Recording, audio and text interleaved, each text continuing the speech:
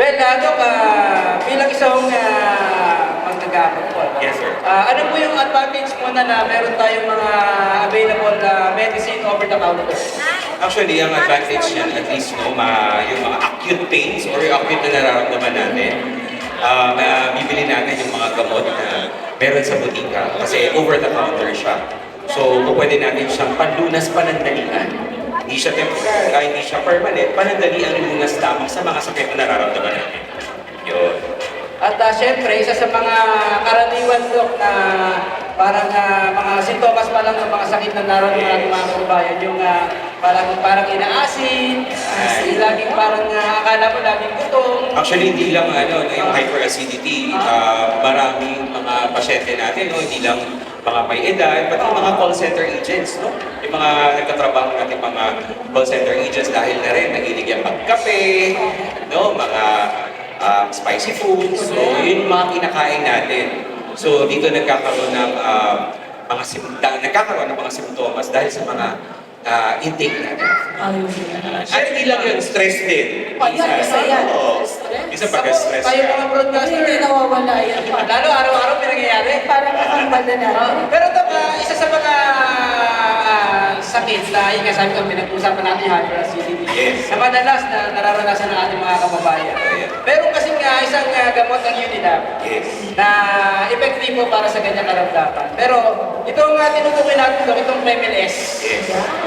Gaano po ito ka-epektibo sa mga nangangailangan nitong Premel-S? So ang Kreml S, no, may kasama siyang gamot na pampatigil ng produksyon sa asido ng tiyan. At the same time, meron din siyang component na nag-neutralize dun sa acid sa tiyan. So usually, yung mga patients natin o mga pasyente na nagkakaroon ng hyperacidity, ito agad ang iniinom, Kreml S. No, kasi ito ay acute, mabilis. No? Mabilis na nakakagamot dun sa nararamdaman natin. So dalawang action yon, combination, synergistic, ibig sabihin nagtutulong silang pareho para mawala yung kirot o yung pangangasim na nararamdaman ninyo. Halimbawa, ito kami ni Ate Mola, medyo nangailangan kami niyan. Ano yung, may oras ba yan? O ay tamang tempo na pag-inom ng Premel-S? Okay, so usually kapag needed siya, so kapag nararamdaman na meron, pwede nyo siyang inumin.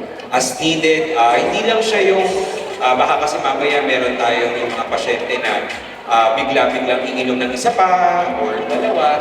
As needed siya, in at least mga 30 to 1 hour ang absorption niya. So bigyan natin ng oras. Pero yung mga buntis, buntis, mga hindi pa kumakain, advisable na agad ba na mag-remedy sila? Okay, so ang Kreml S, pwede siyang walang pagkain or hindi nakakain. So pwede nyo siyang inumin na hindi nakakain. Pwede din naman na kapag after meals.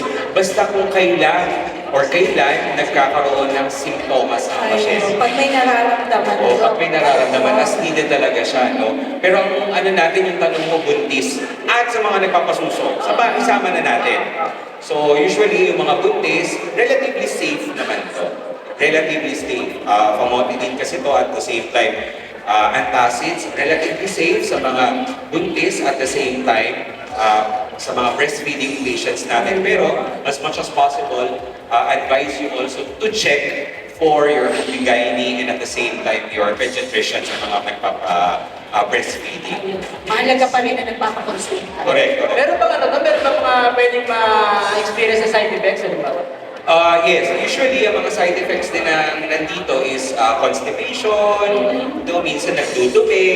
At the same time, may mga ibang pasyente sumasakit din yun siya pagka nakakainom nito. Or minsan nagkakaroon ng bloatedness. So, or may iba din, allergy. So, isa sa mga symptoms din yan, or mga side effects rather, kung pwede magkaroon ng allergy. So, kailangan din natin alamin kung kayo ay may allergy sa mga gamot. So ayun mga kababayan, mga kaibigan sana itong pinag-uusapan natin ay nakakatulong sa inyo ng malaki.